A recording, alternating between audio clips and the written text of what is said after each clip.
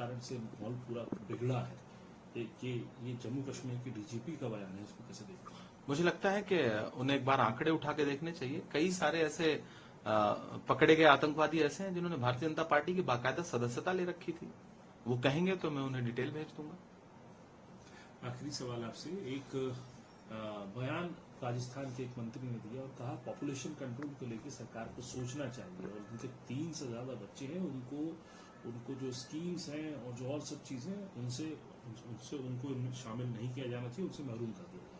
मुझे लगता है कि भारतीय जनता पार्टी के राजस्थान के जो मंत्री हैं उनको अपने केंद्रीय मंत्री पूर्व के जो पिछली सरकार थी, जो अभी बदल के केंद्रीय मंत्री स्वास्थ्य मंत्री दूसरे हो गए हैं, 2023 में मनसुख मंडाविया जी का राज्यसभा का एक स्टेटमेंट उनको सुनना चाहिए।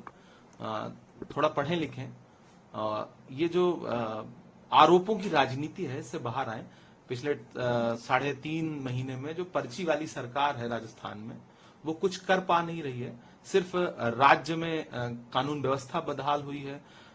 स्वास्थ्य की स्थिति ये हो गई है कि 25 लाख रुपए की जो चिरंजीवी योजना थी वो उसको आपने डस्टबिन में डाल दिया।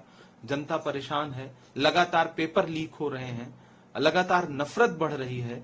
ऐसे में राजस्थान सरकार पूरी तरह से विफल है, पर्ची फट चुकी है। तो इस तरह के शोषे उछाल करके आप जो राजनीति करना चाहते हैं, राजस्थान उसे बखूबी समझता है।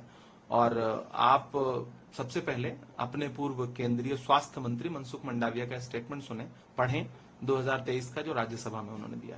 आखिरी सवाल, क्योंकि उत्तर प्रदेश से भी आपका ताल्लुक है, बीजेपी ने मंथन किया हार का, अपनी हार के मंथन के बाद ये निकली बात, उसमें विपक्ष को आड़े हाथों लिया।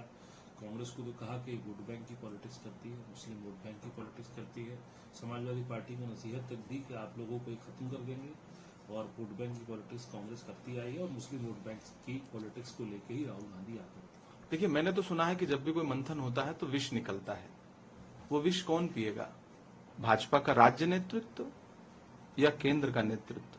भाजपा पहले ये तय करे कि उस मंथन से जो विष निकला है उसको पिएगा कौन।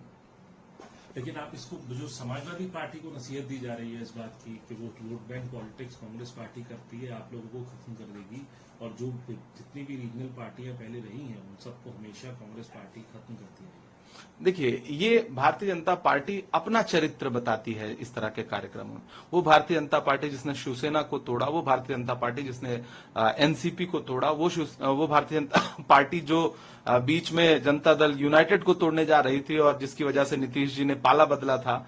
इतिहास भरा पड़ा है भारतीय जनता पार्टी का राजनीतिक दलों को, क्षेत्रीय दलों को तोड़ने का, विधायकों को खरीदने का, लोकतंत्र को लूटने का। वो भारतीय जनता पार्टी, चूंकि इंडिया गठबंधन की एकजुटता से बहुत परेशान है भारतीय जनता पार्टी, खुद 38 दलों का गठबंधन करने वाला एनडीए, वो इंडिया गठबंधन से बहुत परेशान है।